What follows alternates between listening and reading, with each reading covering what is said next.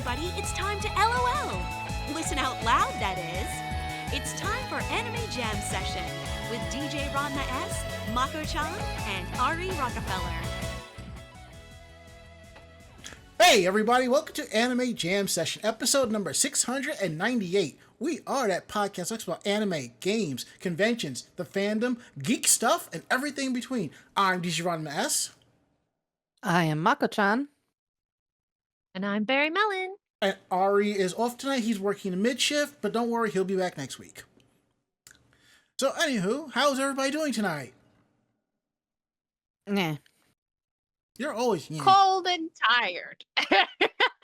Well, your domain is a basement. I want you to think about that. No, I know. I have like a heater. I just haven't gotten it out yet because I like to make sure I'm not gonna like burn everything down, you know. No, So I totally get that.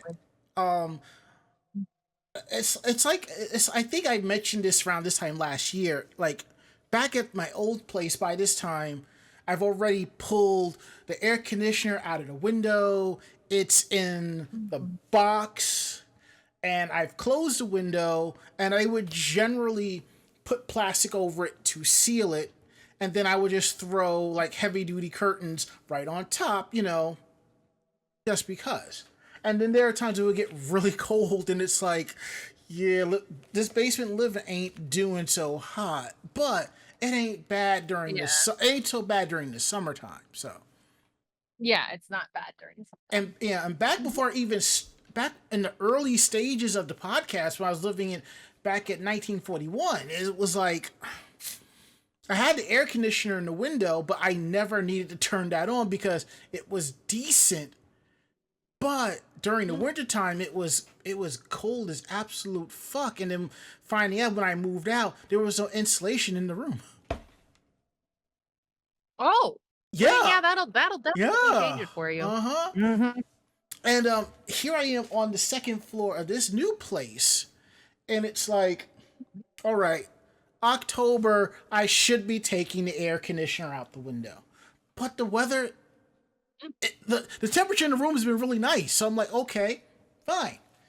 This November, the weather is still nice.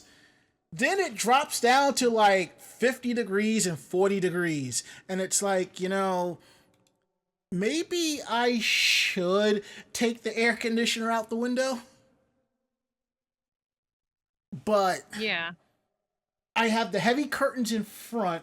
And the funny thing is when I bought this air conditioner, I didn't realize this was like a smaller one I bought. So the side vents don't close all the way. So if I pull it all the way out, it pops off the bottom track and I gotta finagle it. So I'm going to end up replacing that. So I'm just sitting here thinking, should I just replace the side vents and get like that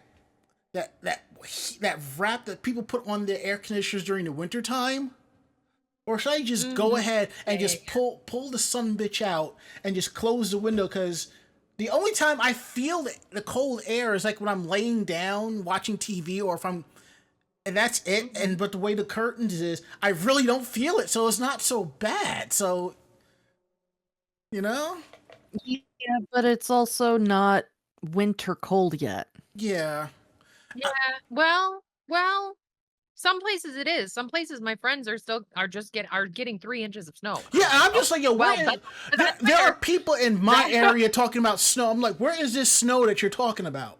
Where is this snow?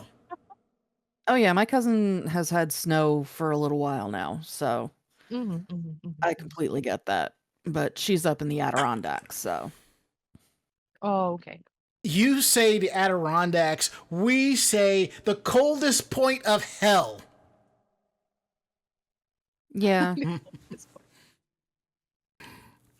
But you're right. It's not winter cold yet, but I think this weekend I'm actually going to get around and actually pull the air conditioner out. And my thing is, I hope all the water is actually evaporated out of the air conditioner, because I never realized, like, when you put an air conditioner in the window, you're supposed to tilt it on a slight angle so that the water drains, the condensation drains out. I never knew that. It's like with the last 2 air conditioners I did, I noticed that I just lifted it up so that it would drain on its own. I see it in the instruction book, and I was like, oh, Okay. You know, you would think that when they would make these air conditioners, they would have something inside that will pool all the condensation in one section and then just let it drain out. So, which I believe there are some more expensive ones that still do that. But enough about that. We have heavily derailed. We got a lot of stuff to talk about tonight.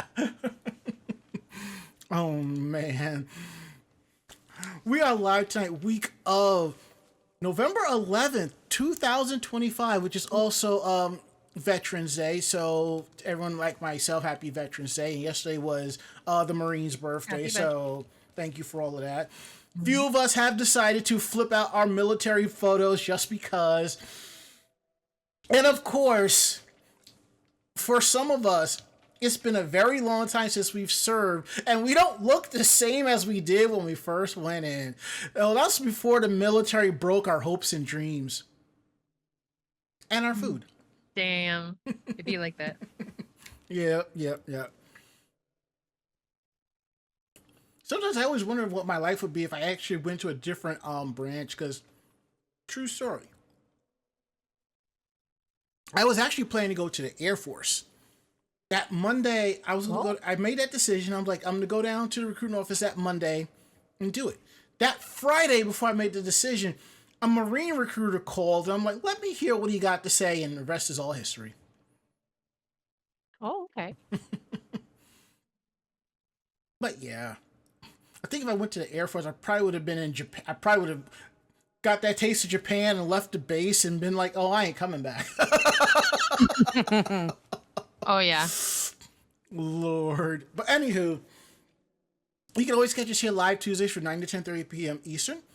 Our streaming site is always Twitch TV/Anime Jam Session. Eventually, you'll be able to watch us on our website, Facebook, and a couple other sites. I'm still kind of actually have to remind myself to actually get that finagled up and running. But at the same time, that means I have to set up my Surface and my tablet to make sure those streams are running too. So that's going to be fun. So we'll see how that goes. So where is that? Let's see what else do we have here. We're also proud to be part of the Voice of Geeks Network at vognetwork.com. So check them out at vognetwork.com. And they're also on Twitch, and they stream their shows here too. You can find them at Twitch TV/vognetwork. And come hang out in our Discord, vognetwork.com/Discord. Every show that's part of the Voice of Geeks Network has their own channel, so come through and hang out and have a very good time. So now we got that out the way, I'm going to kick it around. I'm going to kick it over to Mako-chan and ask her, how was your weekend day? Not horrible. It's been a little while since I've been on. So yeah, really not doing much of anything. Was a little bit sick. The joy of fall allergies. Because now I'm getting that whole, coughing for the winter thing going. But other than that, just trying to stay awake. That's cool. Now, what about this tea that you were complaining about earlier? I want you to tell them about the tea. Yeah, so I know that I showed it off a while ago. When Ranma was last in Japan, I had asked him to get me the Resident Evil tea flavors, which he did. But he also brought me corn tea, and I know that I showed that off. So I finally decided to give it a try. Maybe it's better cold, maybe it's better mixed with other things. But just hot corn tea was like what Kix the cereal would taste like as hot tea. Wow. Which not very good. And adding extra sugar to it did not help at all. What about honey? I am actually out of honey. But the sweetness did not help it. It tastes like hot cereal. Hot cereal. Nom, nom, nom, nom, nom, nom, nom. Yeah. No, I don't want to drink my cereal. So I will be attempting to see what it tastes like cold. I know that the bag suggests adding booze to it, and that once you add booze to it, that can kill off things like your taste buds. So maybe that is why they want you to add alcohol to it. I don't know. all right, I just want you to know that I did not buy this as a gag gift. I just bought it because basically, out of everybody that I know locally, you are a big connoisseur of tea, right?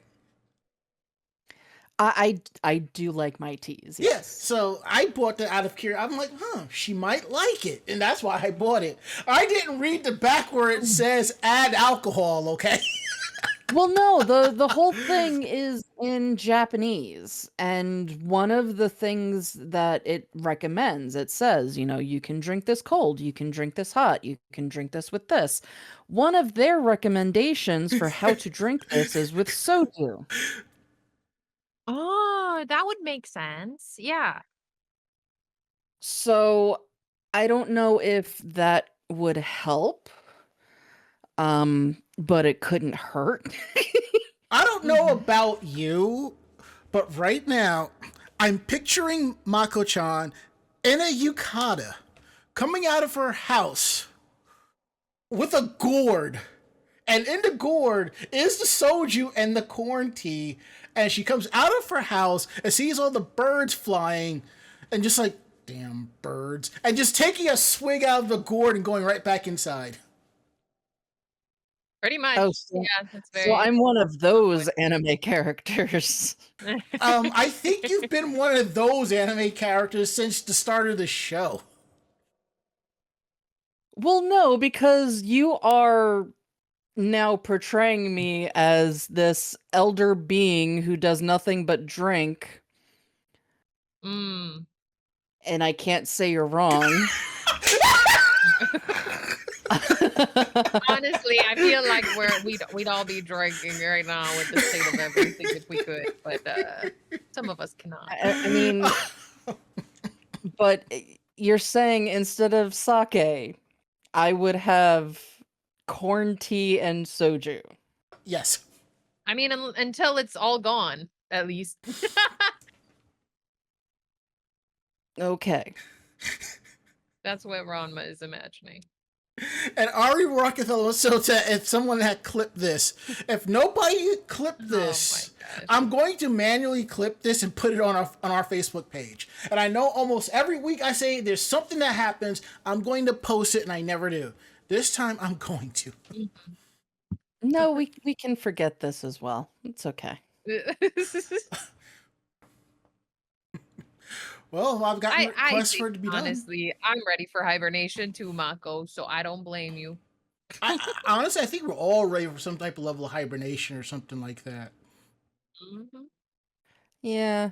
I am interested because I know that you can cook with tea. Mm-hmm. You The can flavor bake things. with it. So I can am put it in going soup. to Mhm. look into doing something like that with it. Maybe infuse something with the tea? I'm not infusing anything with the tea. The tea would have to taste good for me to infuse things into the tea. I'm trying to make the tea taste good. Probably do like a corn chowder or something, like a use it as a broth base kind of thing, or like an That's what I was accent flavor. thinking. Yeah. Replacing, just regular water with that. Yeah, that would be like a highlight. Mm-mm-mm. Fair So we'll enough. see. Okay. All right. Barry, how was your week and how was your month and day? It's been well, like I think like the past few months has just been kind of wonky for me, Mm-hmm. but also like seasonal. I get that. I don't get that summertime sadness that's very aesthetic. I get that seasonal sadness. And so I have just been fighting that Mm, by doing things that bring me joy. that's And so good. I've been working on some different projects that I'll mention. Ooh, that I'll mention in geeky stuff. Oh, we But kind yeah, of we I kind of merged that usually. together, so you could talk about that now. Oh, okay. Yeah, Well, I started doing a paint by numbers of like a month or two ago. that's And so like cool. every Sunday I'll sit down and I do a few hours of that. And then I also have been starting to gather supplies for a poisonous plant cross stitch that I'm going to do with one of my friends, one of my fashion A friends. poisonous plant And I cross stitch. started, yeah, Wow. poisonous plant. So it's Hellbore and Nightshade and that, but just in cross stitch Hmm. Cool. because I am an elder incarnate apparently. Yep. And because they initially wanted to do the paint by numbers with me for their birthday, which their birthday was in September. And so we usually get together during my birth month, which is August, and do something. And I think we did like a little bit of we did a little bit of a party, Mm-hmm. but then we never really got together for their birthday. So I was like, oh, okay, well, I'll just set up like we could do a craft project together. And then that way I'll get you the supplies for your birthday gift. And then we'll just do it together. And then everybody can do their project separately after that. Right. And so I was like, okay, I'll gather all this stuff. But then they got sick and they were doing some traveling and Mm. I got sick. And Oof. then I yeeted myself down the stairs. So we have not had a chance to get together and hang out. That's wild. And then I got sucked into an MMO as well. So it's been a You're little bit. always getting sucked into an Um MMO. I'm always getting sucked into an MMO.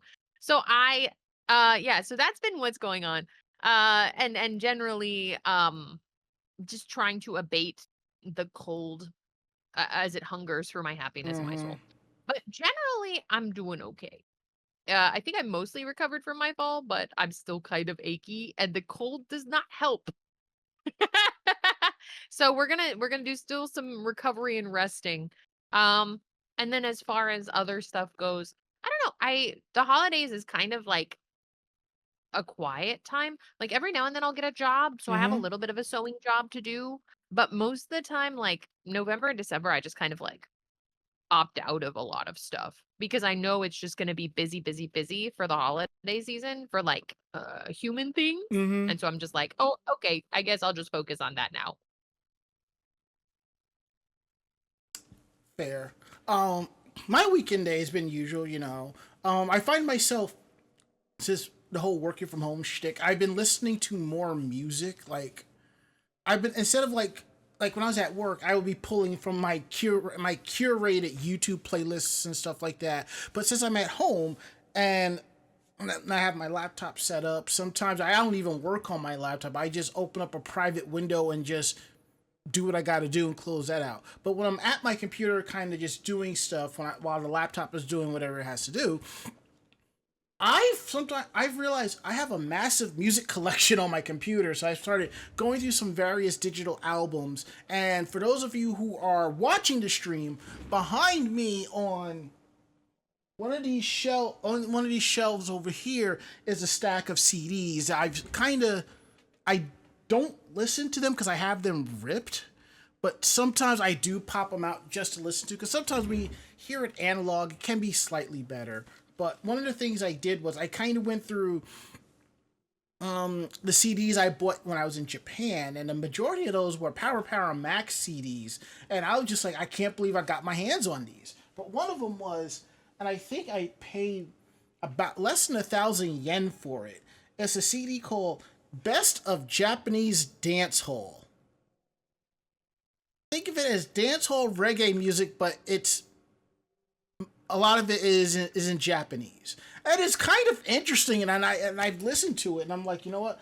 I actually need to rip this and have this part of my digital collection. So that's one thing I'm sharing off. And Sunday, I actually left my abode, went to a flea market of sorts of curiosities and oddities, and ran into a couple of people I knew. So I kind of and just hung out with them, saw what they were selling, and even though it is November, this was an indoor place. They were playing holiday movies. So I found myself watching like the last half hour of National Lampoon's Christmas Vacation. In the way Barry is twitching her eye at that, I completely understand. And and they showed right after that one of my personal favorite holiday movies, Bad Santa. And I'm sitting there with I'm sitting there with one of my friends that was there, and I'm kind of explaining to her like the different things that's going on in the movie. So I'm like, I'm gonna have to either pull that film out or pull up a stream of it and just and watch that and the sequel, because those are good films. So yeah. And that's basically been all of our weeks and days and month and days. So we're gonna move right along and get into some housekeeping notes here, 'cause I have a couple of things listed. Just want to let you know that video podcasts or podcast VODs are available on our YouTube page at youtube.com/animejamsession. As soon as you hit it on Thursdays at 12 p.m., the episode is right there. If you don't see it, head over to the podcast tab, and the episode is there for you to check out. It's like a massive playlist, but the most recent episode is there for you to check out, so you can watch or listen, whatever your heart's desire. We are done with conventions for the year, so basically our next convention will be ZenkaiCon 2026 in March, but you won't be hearing us shilling that till like January or February, give or take. So there is that. And the last thing that you all need to know is that Orange Lounge Radio, the longest running video game podcast and show of 23 and a half years, is on its final arc.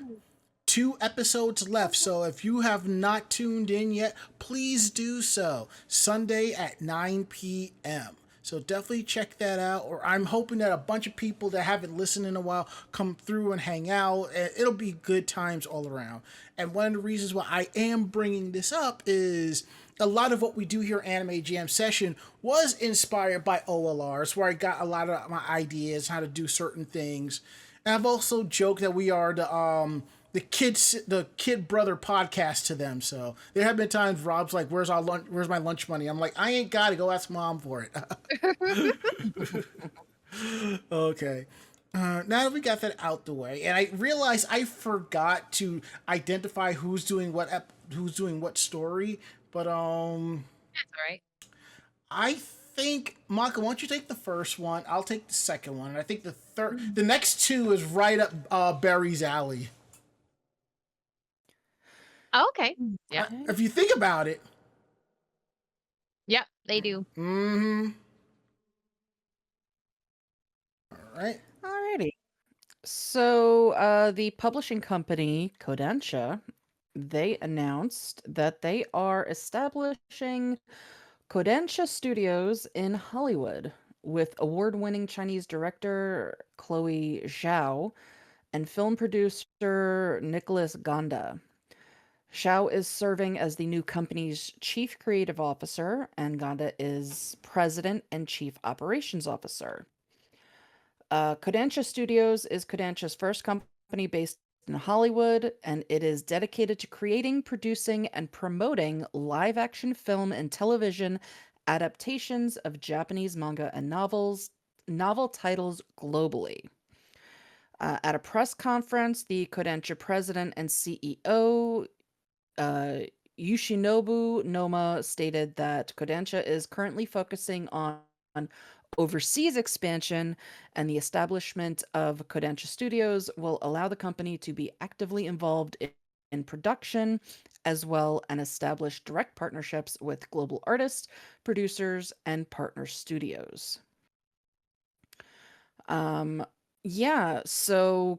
for those that, might go, hey, I've heard of Kodansha. Well, yeah, of course you have. Their manga titles include Attack on Titan, Akira, Blue Lock, Cells at Work, Tokyo Revengers, Initial D, and that time I got reincarnated as a slime. So these are some very popular titles that we could be seeing in the coming years as live action titles out of Kodansha Studios Hollywood. Who knows? We might finally get an actual successful live action Sailor Moon out of this. Ooh. I mean, because look, Toei did a live action one about 20 years ago, give or take. It was a little campy, but it was fun. It was great. And despite what you say about PGSM, that is the closest you would get to a live action Sailor Moon. Especially, it took heavily from the manga before it went on its own little direction. And since Kodansha does publish the manga, so there is that. But personally, I'd like to see a live action Tokyo Revengers or Initial D. That I would like to see. Mhm. What about y'all? Hmm. I'm trying to think of what works recently I've been really into. Yeah, I would say I think Tokyo Revengers would go over very well. Mm-hmm. And Mm-hmm. then as far as like current works, I don't know. I honestly I would have liked to have seen I don't know, anime musicals get a little more hype, but I also Mm-hmm. know that that's not what sells. But if they can do live action successfully, then that'll be a step up, right? Yes. From a lot of the stuff we've gotten in recent Right. years. I mean, So I look forward to whatever they're making. I'm sure there will be a fandom for it. yeah. And I'm glad that Kodansha is doing this because we always hear people complain about how Netflix is ruining this series. Netflix is ruining Yep. that series. Yep. But you gotta remember that 99% of the time, Netflix has zero say. They're just throwing the money at the rights to stream it, while the production At company the is IP. handling Yeah. that. Yes, even though Netflix has its own studios, it's far and few they're actually doing a live action anime adaptation. Like I know people complained about live action Yu Yu Hakusho, and some people thought it was great. That wasn't Netflix. That was a different company that did that, and Netflix just has the streaming rights to it. So, Mhm. Yeah, if they go through and do like what they want to with their old stuff, I would really, really like that. I think it would bring a lot of people back into things. I know some of Kodansha stuff has mm-hmm, already gotten live action. I know Mushishi is Kodansha, and mm-hmm. there's a live action for that already. But I wouldn't mind seeing something for Fairy Tale. Yeah. I wouldn't mind seeing something for uh hell, technically Ghost in the Shell. Mm-hmm. I mean, we already have a live action Ghost in the Shell, and honestly, unless you are a Yeah. true fan of the series, it was spot on. But but also we could put it this way. Let's say it's another company that has one of Kodansha's IPs for a live action. Since they have a US based company that's handling that, they can have reps there making sure that they don't deviate too far from the adaptation and how things should be. Mm-hmm. So there is that. All right. Next up, we're going to talk about one of my favorite movies, Kill Bill. And I kept saying I was going to buy the import copies of Kill Bill Volume 1 because the scene with the is it the 88s or the 99s, that whole scene that was in black and white is in complete color. Mm. And from what it was said, the reason why the whole scene was in black and white is because of how violent it was, and it probably would not have gotten in a rated R film just because of that. So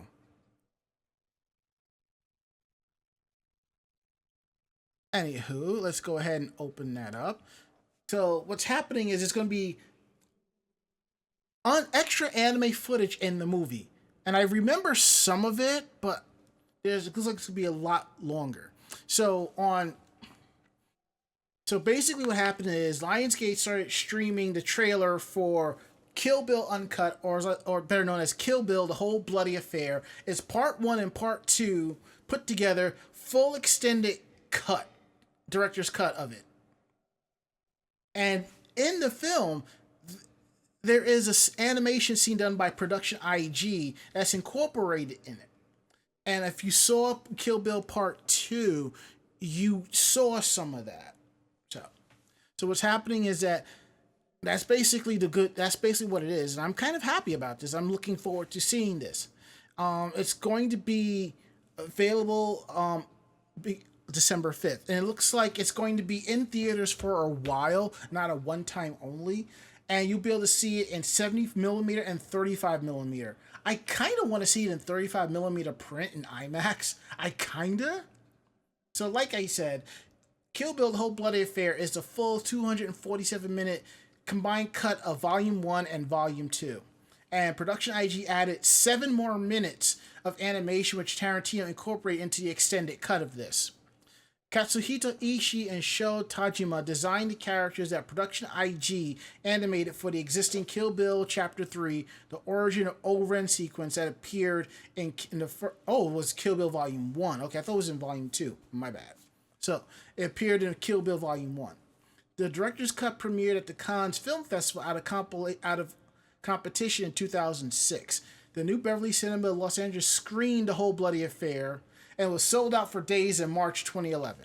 So I'm actually asking a friend of mine to come with me to watch this because she's cosplayed the bride and she does a really good job of it. And I'm like, we don't hang out a lot because we both got busy schedules. We should make a day out of this. So I guess we don't have to go on opening day. So I will let her know that we'll find tickets somewhere in the week. So yes, and as Bonzo 6 says, yeah, they hid the gore in black and white to get a lower rating. And that's basically the long and short of that. So, and we go from shouting, "Where's Bill?" to let's have an idol club.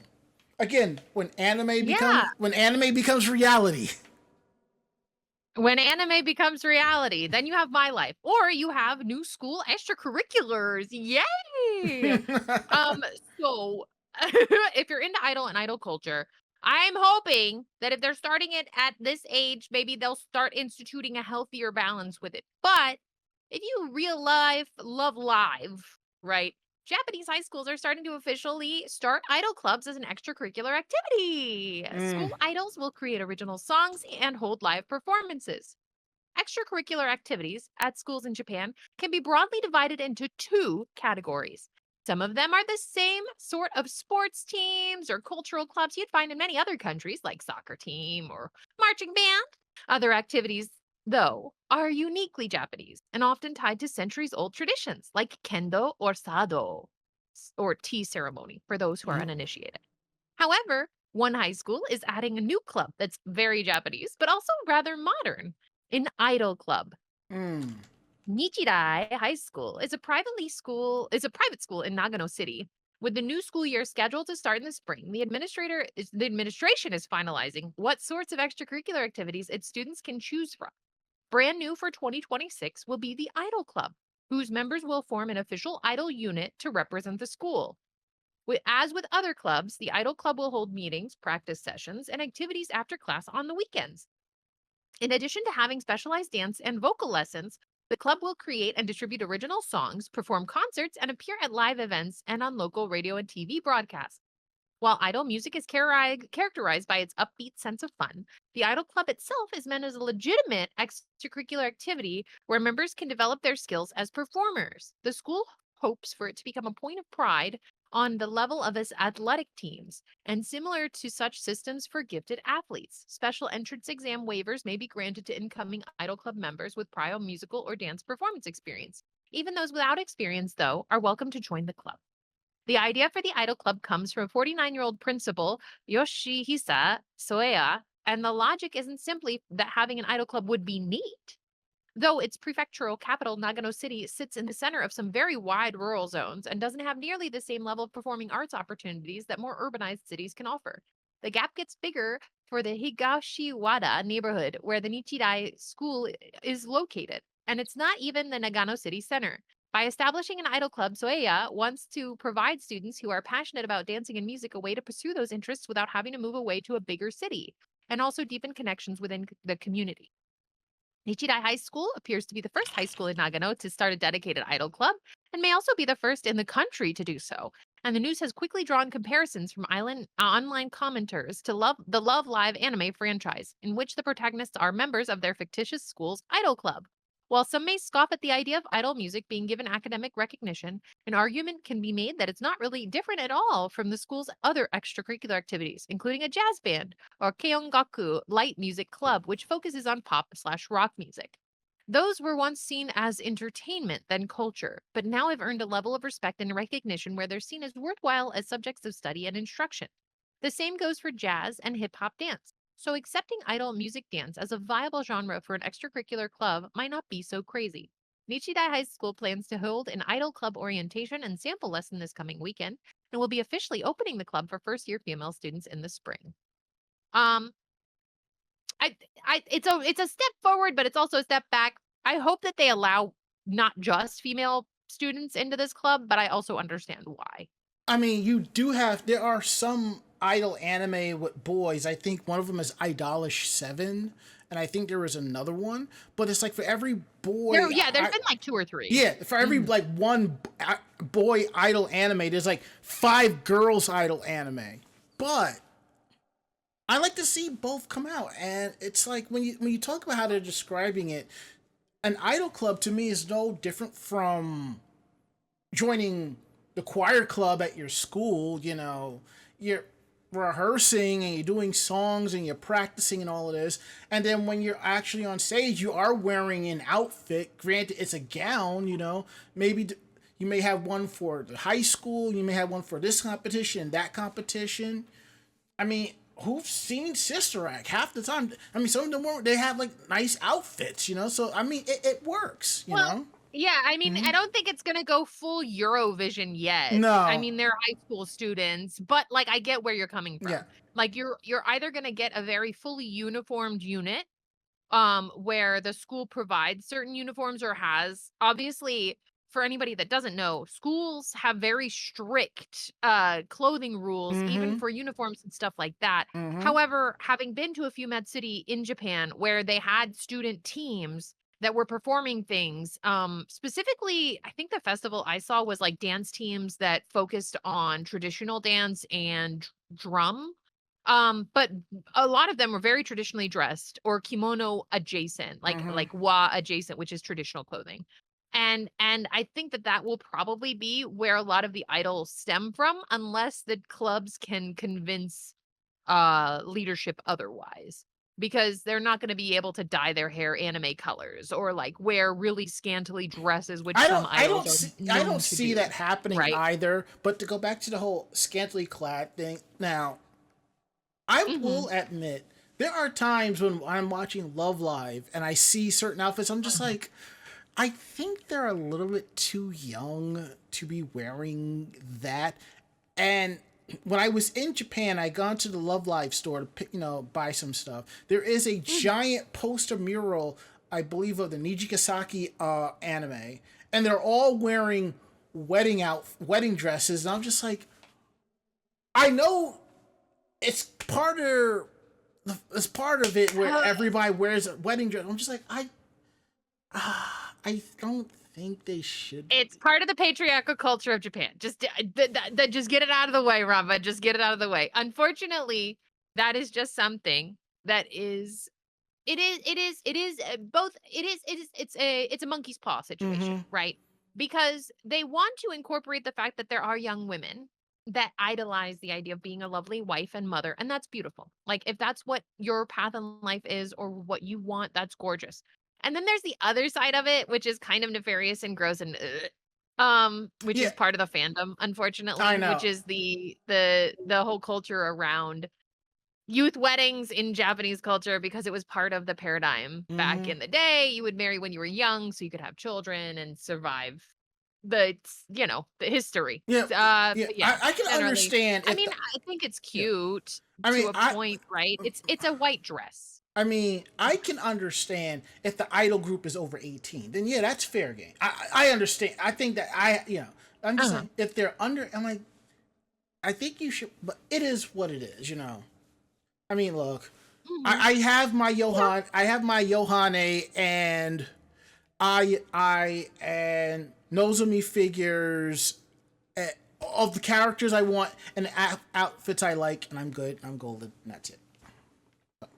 Yeah, no, I mean, at the end of the day, right, it's choosing the battle, right? Because Yes. it's good to know a lot of these cultural ideas, but sometimes you can just read it at face value. It's just a cute dress to be a cute dress. And some people just like to see a cute character in a cute dress at the end of the day. And that's how some people view it. For me, I will usually just enjoy their idol outfits. Right. I feel like when it comes down to it, at the point where we're coming from at least the high school's perspective, because they're very strict on things like hair dye, like even some people that have naturally light hair, there are schools where they'll be like, oh, you have to dye your hair black because you just don't fit in with the rest of the crowd. I highly doubt that they're going to be allowing, a brightly blue-haired anime girl in the school in their idol club or whatever. But I'm sure that they'll be able to wear wigs or like have Yeah. fun with it if they're doing performances, right? It's just going to be like kabuki or no, like theater at that point, right? Where it's a costume and they're Yeah. able to just like pop it on. But yeah, do we want to move on to the Love Live article as well, Yes. or? Yeah, I'm actually looking forward to this one. I mean, this might be one of the rare chances I'll buy a Love Live album, because not for nothing, I actually have one Shooting Star Warrior. I bought that for myself, and one of my friends, I didn't realize that she is a fan of Guilty Kiss like I am. So I found like the box set that has all the subunits with their first albums on it, and I sent that to her as a gift. So and I told her that was one of my favorite things to do, because outside, I don't know that many Guilty Kiss fans that I talk to on a semi-regular basis. So I was like, Yeah. Okay. Well, I mean, if you're gonna get in on this Love Live, they're doing this tribute album to Lucky Star. Or well, it includes Lucky Star cast rather. Full song and artist listing is now available, but singers, VTubers, voice actors, and more are joining forces to celebrate the many school idols of Love Live. And the Media Mix project previously announced a tribute album that has brought out 2 more sets of performers, welcoming VWP and reuniting the cast of Lucky Star. The album is scheduled to be released on January 14th in 2026. Sorry, one second. Kanata is voiced by Aya Hirano, Tsukasa voiced by Kaori Fukuhara, and Kagami voiced by Amiri Kato, and Miyuki voiced by Aya Endo, made a splash as the performers of their show's catchy theme song, Moteke Sailor Fuku, and now they will be putting their spin on the song by Leila, the central group of Love Live Superstar. Also joining the project is a virtual singer group, VWP, Virtual Witch Phenomenon, who recently appeared in the anime Kamitsubaki City Under Construction. which I just threw onto my list. Is it good? I haven't I yet. haven't seen anything about it. It's like they use their idols to restore the world or some type of sorts like that. It reminds me of another anime that I watched. It kind of reminds me of Symphogear in a way, which I need to finish that. Oh, Symphogear was so good. Yes. Okay.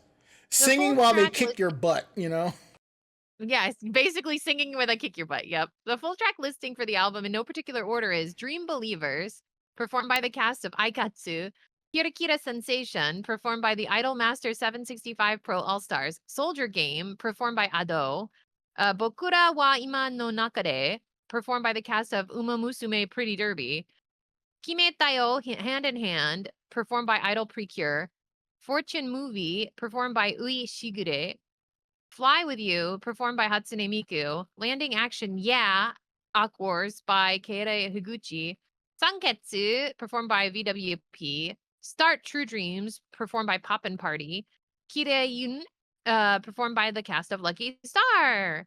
Crunchyroll streams Love Live School Idol Project, as well as Love Live Sunshine, Love Live Nijigasaki, and High School Idol Club, and Love Live Superstar ongoing. And they are a collection of anime about school idols as they strive for stardom in the prestigious Love Live competition. So you can definitely check them out on Crunchyroll. And to follow up, Poppin' Party is one of the idol bands in Bang Dream, and if you want to watch that is on High Dive. I believe all 3 seasons are up. and the movie, and I think there's another season that's up. Something like that. I gotta look into that, but it's really good. Basically, if you like Love Live and you like K-On!, you're going to enjoy Bang Dream. Seriously. All right. I'll take the next story about Studio Trigger because they have anime on YouTube for free. And the weebs love free stuff, especially when they make it free, if you know what I'm saying.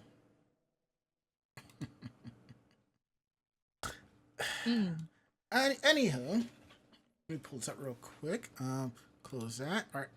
So, Studio Trigger, the powerhouse animation studio behind hit series such as Delicious in Dungeon and Cyberpunk Edge Runners, has launched a new series called The Lenticulars, and it's for free on YouTube. Episode 1 is called 1A / Work Gloves Are Gloves, and it debuted about 2 weeks ago, almost 2 weeks ago, on October 31st. With an all-new look from returning director Akira Amemiya, it's about as far as cyberpunk action as an anime could be, or so it seems. Akira Amemiya, known for Inferno Cop, SSSS Gridman, and SSSS Dynazimon. Alright, side note, SSSS Gridman is connected to an old series, Tatsunoko series called Video Warrior Gridman. It came to the States as Superhero Samurai Cyber Squad. So, Gridman and Dynazimon is a spiritual sequel to that live-action series, which I think is really cool, and the anime is pretty awesome, too. Anyhow, let's see, where was I? Oh, here we go. Amami is often associated with heavy action and digital worlds with a focus on mecha storytelling, but the lenticulars show him working in an entirely new mode. Instead of the explosive colors and sharp motion that define much of his and Studio Trigger's work, the visuals of the lenticulars are muted and intentionally minimal. The characters are drawn with sketchy line work and subtle coloring, creating a nearly watercolor look that feels like an independent manga or a short film than Studio Trigger's traditional commercial anime series. And looking at the screenshots, I kind of like it. It's a different style. I like it. The Lenticular series opens during winter in a Japanese high school, and it follows Raccoon, his friends Mike, Mike, and Donnie, and Raccoon's crush, Sawaki. Sawaki is the kind of girl who seems to invite both admiration and gossip with the rumors of a previous middle school boyfriend. Each episode runs about 5 minutes, though about 2 of those minutes are devoted to the credits and a visual montage of photographs showing real Japanese high school classrooms, gloves, and small daily details. The photo and art style lend a documentary-like realism that blurs the line between animation and reality, a new but not unusually creative choice for Studio Trigger. New episodes premiere Fridays at 8 p.m. at Japan Standard Time, which translates to 6 a.m. Eastern Standard Time. So you go to bed Thursday night, you wake up Friday morning, new episodes available. So it makes it easy for a weekly watch for audiences worldwide. Early in the first episode of Lenticulars, Sawaki forgets her work gloves for her class chores, and Raccoon offers her his own, though he'd been wearing them as a replacement for normal winter gloves. Later, she tells him that she lost one and gives him a brand new pair of winter gloves to replace them. Raccoon, clumsily trying to ask if she had a boyfriend in middle school, ends up confessing that he's in love with her. Both are adorably shocked by what Raccoon said, but Sawaki tentatively accepts his confession and suggests that they start dating. Hey. In episode 2, 2A, The End is Beginning, premiered on last Friday, and it follows the new couple as they bask in the excitement of being together and planning their first date. It ends with a twist that reframes the dynamic between when Mike and Raccoon's friend is revealed to be the ex-boyfriend from Sawaki's middle school days. Wow, what a twist. The YouTube comment sections under both episodes have been filled with praise for the understated tone and curiosity about where the story will go. Viewers have said they're excited to see Amamiya explore a softer, slice-of-life story instead of the punchy visuals and action that usually define his work. Some have even described it as Studio Trigger's most human project yet. For now, the series will remain a charming and slow-burning mystery, balancing everyday warmth and a hint of something lurking underneath. Studio Trigger has never been afraid to surprise its audience, and the Lenticulars seem to continue that tradition, whether it ultimately stays a quiet love story or turns into something stranger. And you know what? I am legitimately curious about that. I may have to I may have to start watching this one. Hmm. So, anywho, now that out of the way, so I would recommend y'all should check it out. Each episode's only 5 minutes, so I think it's worth worth the time. So now we're gonna get into about how Hello Kitty is doing sign language. I think that's kind of cool. Yeah, I saw this and thought it was kind of adorable. Mm.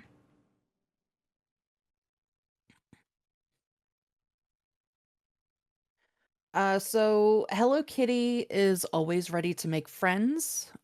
She's just taken part of a collaboration with Evangelion and Sonic the Hedgehog. Now her newest pal isn't anime or video game, but real life artist Hidehiko Kato. Kato was born to deaf parents and became proficient in sign language from an early age. His desire to express thoughts and emotions that couldn't be summed up entirely with spoken words or signing led him to become an artist and establish his own brand, Smile Talking Hands. On November 6th, the Hello Kitty Smile Talking Hands pop up shop opened in Tokyo's Shibuya neighborhood. Kato has created a series of new artwork pieces for the project, and they serve as the motif for the merchandise collection being offered. Not only do they combine Kato's style with Hello Kitty's cuteness, but they also teach some very useful sign language. The first one, which is familiar to both English and Japanese sign language, is I love you. So this one is somebody holding up their hands in the I love you, and Hello Kitty sitting on that person's thumb, also doing the I love you hand sign. The sign for konnichiwa meaning good afternoon and sometimes used for hello in a broad sense, is more indicative of Japanese culture. Since you turn your index fingers towards each other and bend them so that they bow to each other in greeting. So that is konnichiwa in Japanese Sign Language. Finally, there's Kitty Chan demonstrating the sign for arigato, thank you, in which you bring the edge of your right hand down in a gentle chopping motion into the back of your left. Uh, so the shirts that are in the collaboration have the I love you design. Those are 3,250 yen or $21.50. There are tote bags that have a combination of all three designs, actually in a full, like they're actually together. It's kind of cute.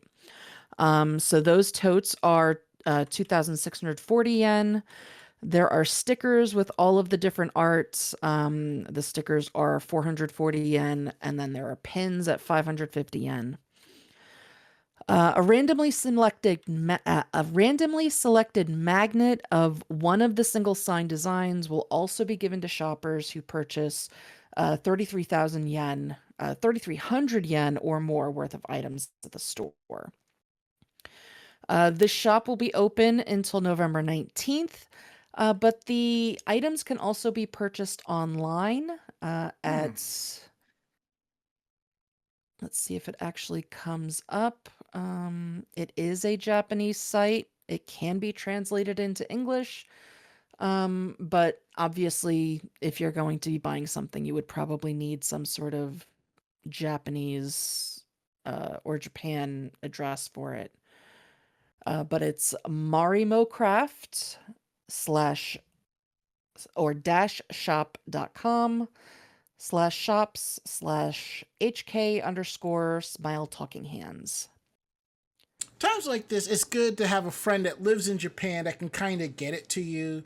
But if you're going to do that, make sure you have them get a lot of stuff. That way, you don't have to pay too much in tariffs getting it shipped to your house.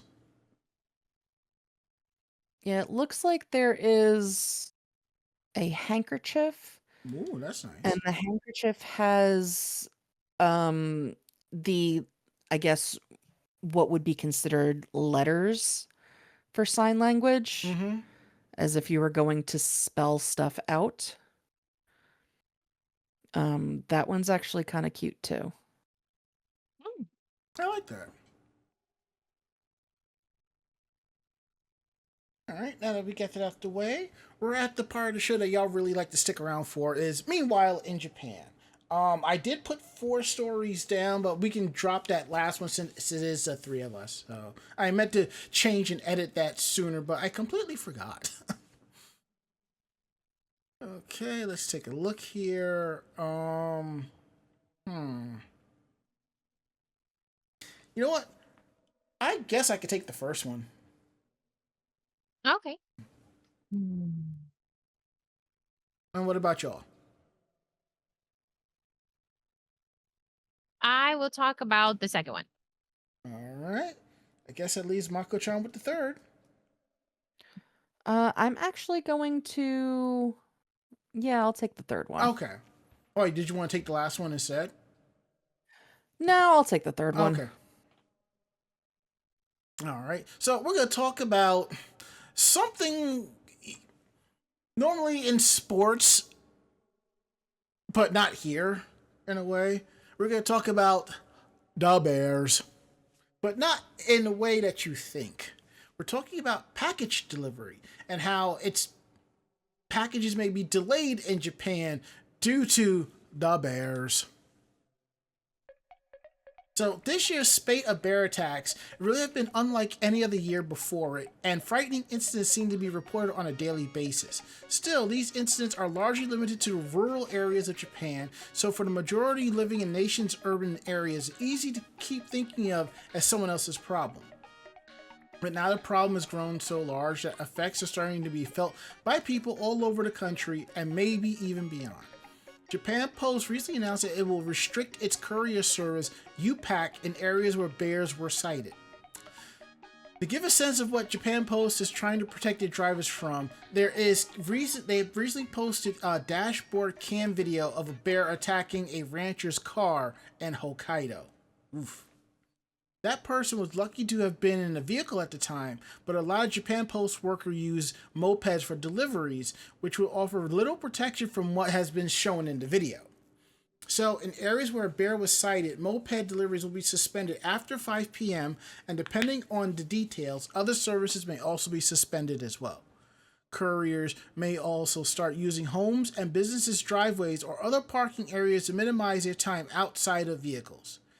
This announcement was posted on social media where it's easier to see the irony that the UPAC service mascot is a bear named Posokuma. Wow. Despite the inconveniences it might create, readers of the announcement were overwhelmingly in favor of Japan Post's decision, saying that people's safety is more important than packages. Netizens said things such as, "Safety first, don't take unnecessary risks. Those little bikes don't stand a chance against a bear. I knew it was a big problem, but not this big. People's lives always come first. Please be safe." It's not just couriers either. Food delivery, salespeople, and care workers all need to be extra careful. And my personal favorite comment: they should give them all Mad Max cars. Luckily, the bears will eventually go into hibernation, and the postal service disruptions should go away with it. However, this especially warm autumn may be pushing the animals' hibernation time back, and once the spring returns, so will the risks, so this will only be a brief respite.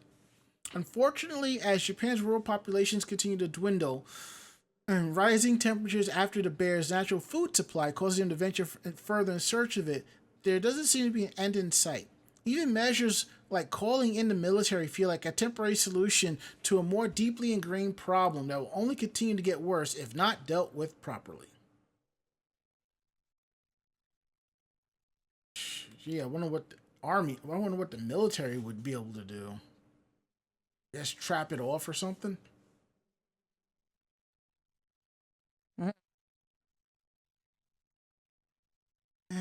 Oh well.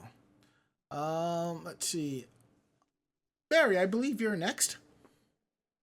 Yeah, yeah, I'm a big fan of sushi, so Mm, this seemed right up my alley. But it also reminds me, I think back, I don't know when this was, but I yeah. recall there being these little wind-up toys Mm-hmm. that looked very similar, not the same, but very similar to what we're going to be talking about next. Okay. Um, so sushi cars are the newest crazy cool dream from Japan's Tomika line. Tomika dreams of sushi now too. Since 1970, Japanese toy maker Takara's Tomika's line of die-cast cars have been bringing compact but detailed replicas of the world's coolest cars into fans' homes. But recently, Tomika's designers have started dreaming of things beyond the real-life automotive world with their Dream Tomika project. We've Hmm. seen those dreams materialize in the form of Tomika cars inspired by the films of Studio Ghibli and the Dragon Ball franchise. But now comes something else just as representative of Japanese culture as those beloved anime with the reveal of Sushi Tomika. Six cars are in the lineup, each of an automotive reimagining of a piece of nigiri style sushi. The car's body is imagined as a block of pressed rice, but still has ricey representations of head and tail lights, plus a rear license plate panel if you look closely. Each sushi car has a different neta as a sushi topping, as they are called in Japanese. The sushi's mainstay, nagoro or tuna, an upscale variant, otoro or extra fatty tuna, tamago, egg, and ebi, shrimp, friends to sushi neophytes, and ika, squid, and anago, conger eel, for those with a more adventurous palate. Adding the sense of immersion, the sushi tomika cars are sized the same as actual sushi pieces, but they're not edible, chat. They're not edible. Do not consume. And the display stands they're bundled with are inspired by the plates used at sushi restaurants too. In particular, the sushi restaurants that are rotational, rotary, and so Mm. they tend to have different colors depending on the price point. The lineup goes on sale in December, and it's priced at about $7.35 US each, or 1,100 yen. However, in omakase order parallel, you don't get to directly choose what kind of sushi you want, as individual purchases will be done as blind buy gotcha format. Completionists, though, can opt in for a complete box set that guarantees one of each sushi tomika car for 6,600 yen, which can be pre ordered through the Takara Tomi Mail store on their website. I like them. I kind of want them. I remember having a wind up toy, I want to say in like the late 2000s or maybe even early 2010s of Mm-hmm. like just, I think it was like a tamago or it might have been an otoro. But yeah, I remember this being a popular thing. So I'm surprised to see it coming back, but trends do repeat themselves in different Mm-hmm. ways.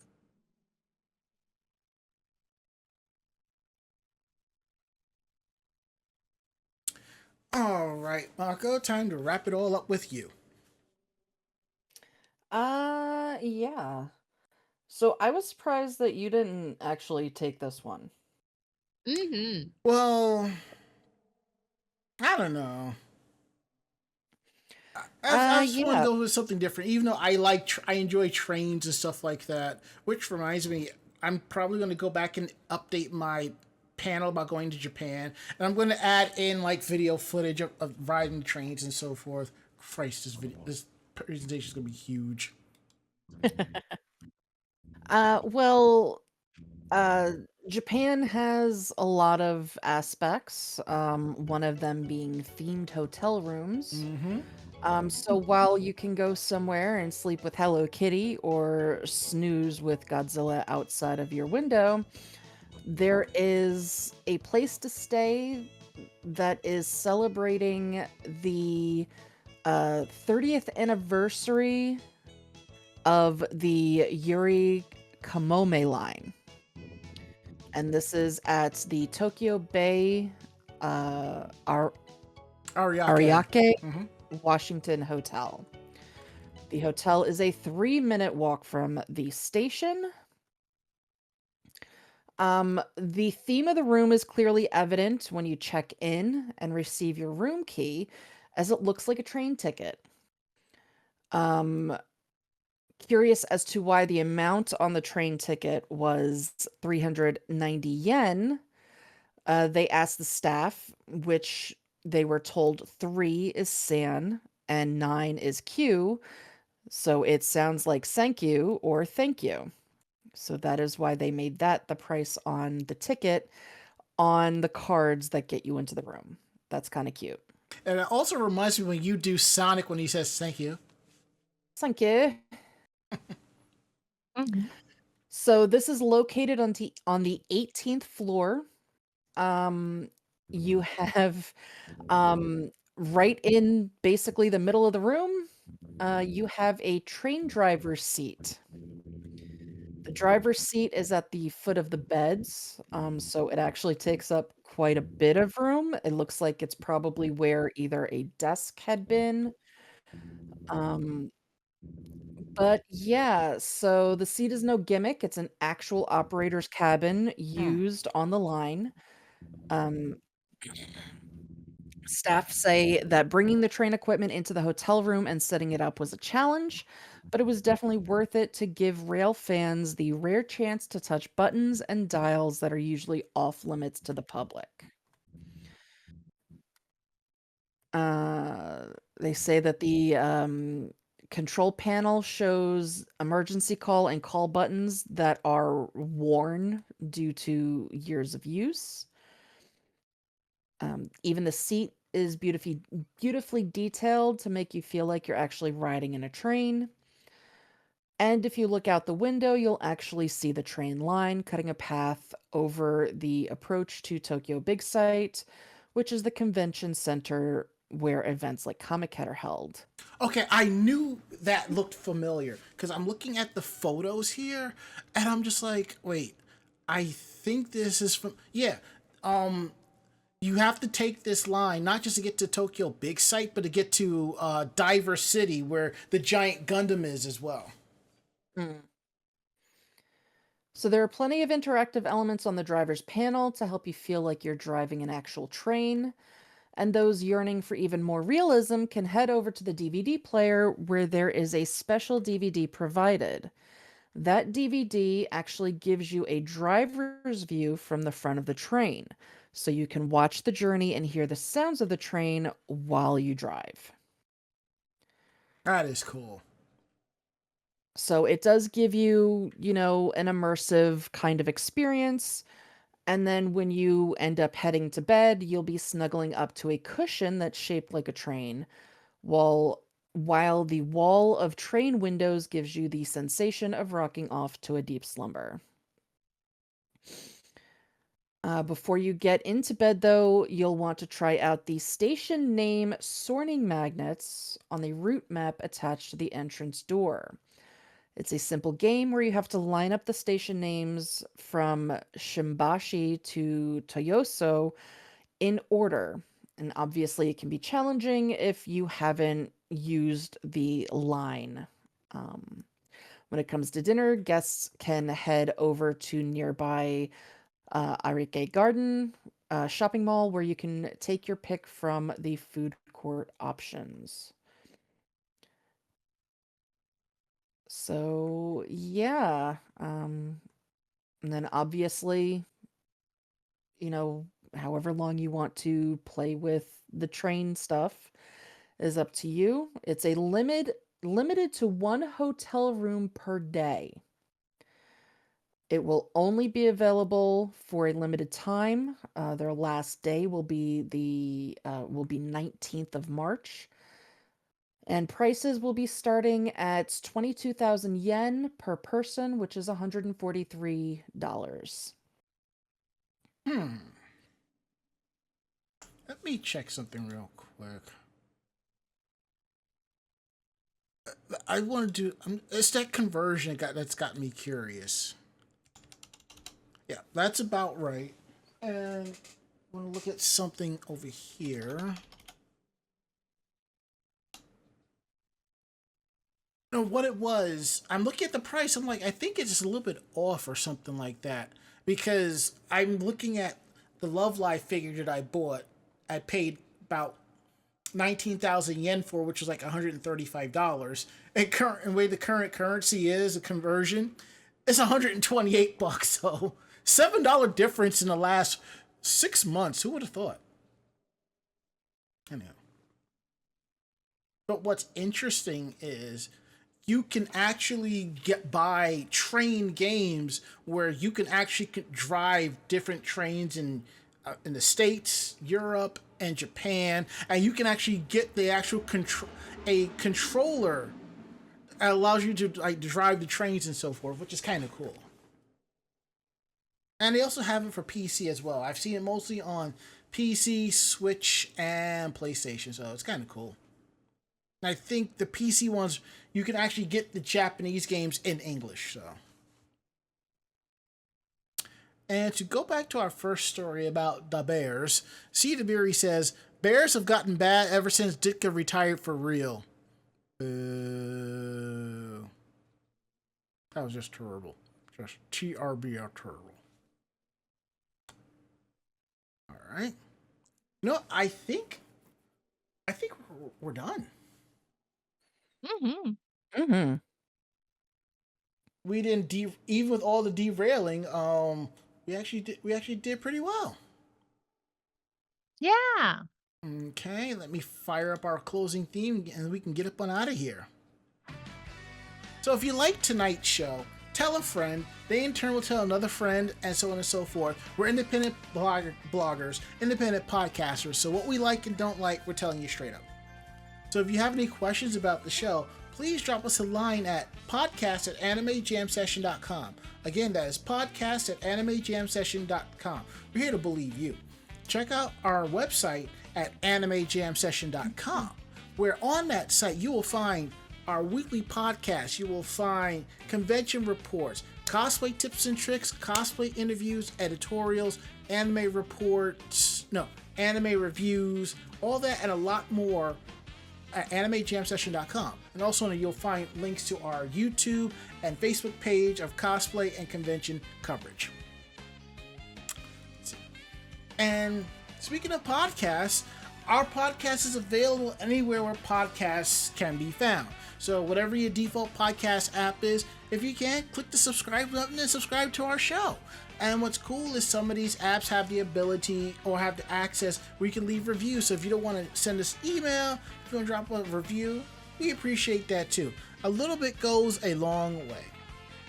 On social media, Anime Jam Session on YouTube, Twitter, Facebook, and Blue Sky. And to everybody that follows us on those social medias, thank you so much. We really couldn't do any of this without you. You're awesome. Let's see, what else do we have here?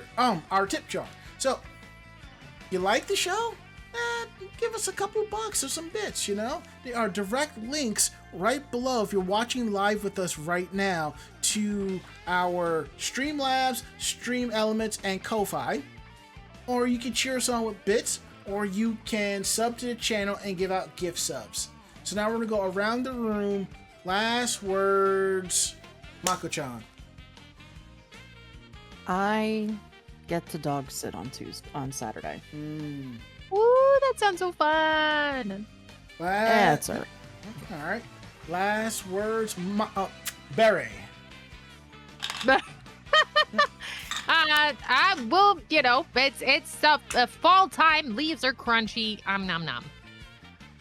My last words. I have 4 packages here. Some of this is stuff I've gotten from people from Japan. Some of this stuff is stuff I picked up, and one is a surprise housewarming for a friend.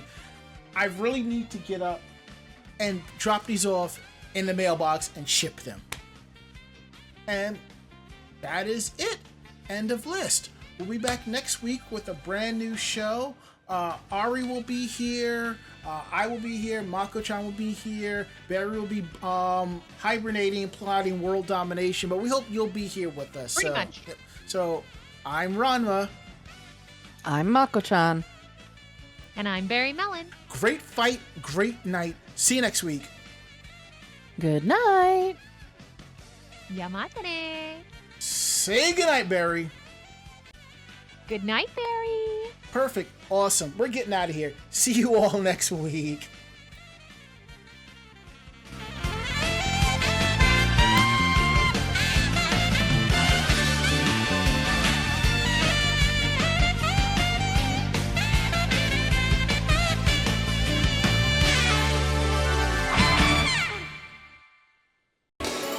This podcast has been a production of Anime Jam Session and AJS Productions.